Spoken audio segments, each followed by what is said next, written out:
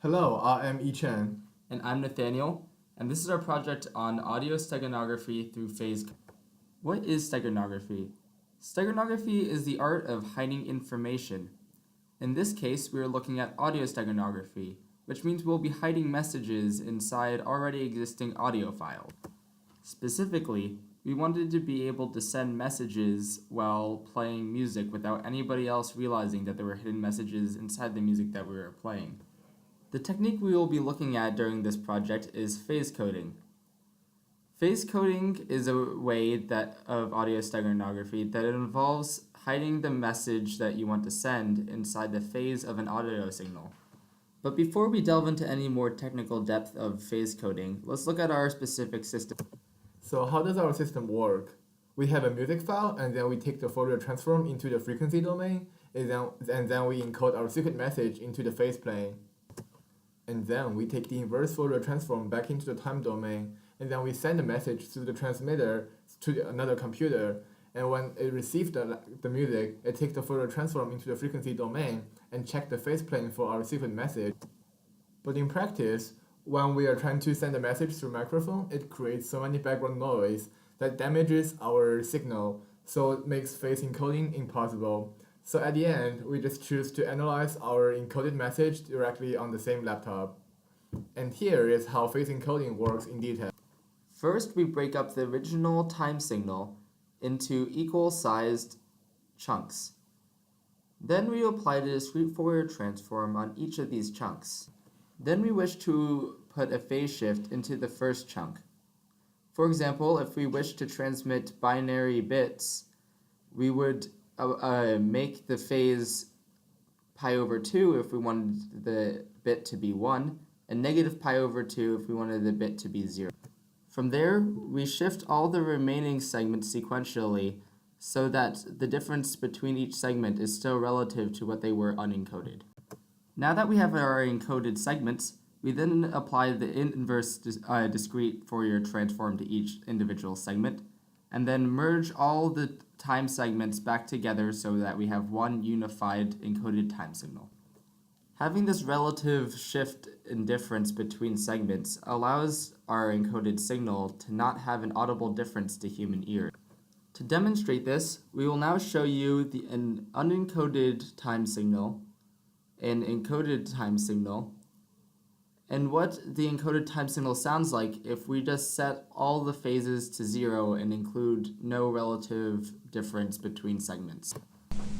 Here is the code that we wrote for transmitting, receiving, and analyzing the signal. We use the Empire library to save, read, and also do the Fourier transform to the signal. And first, we will play our original music signal.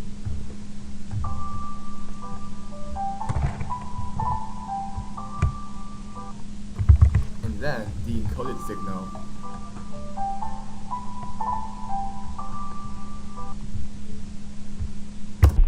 Although these two music signals have no audible difference, if we run the analyzer script on it, we can see our encoded binary message.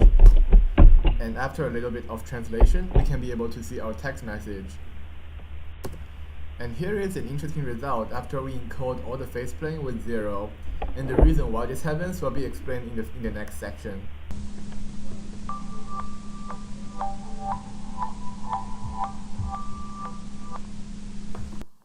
Here is the phase plane and the time signal for the clip you just heard. As you can see, the phase plane has been set to 0 for all frequencies.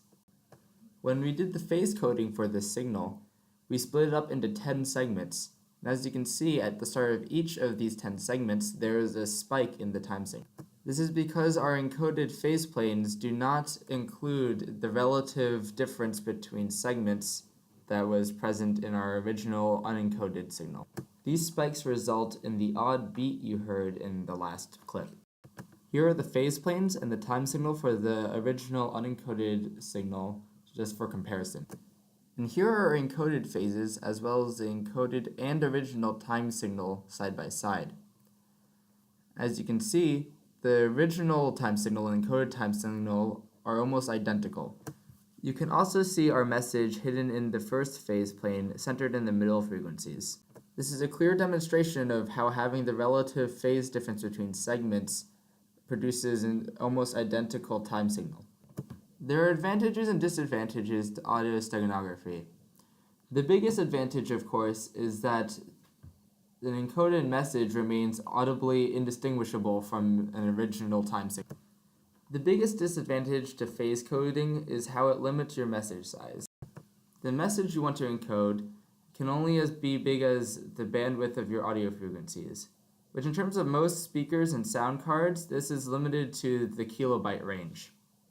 This lends itself perfectly towards text messages. However, it really limits itself if you want to send data such as videos. In terms of our project, however, we never ran into this limitation as we were only sending text messages. All in all, we found phase coding a wonderful solution to audio steganography. Thanks for watching. Bye.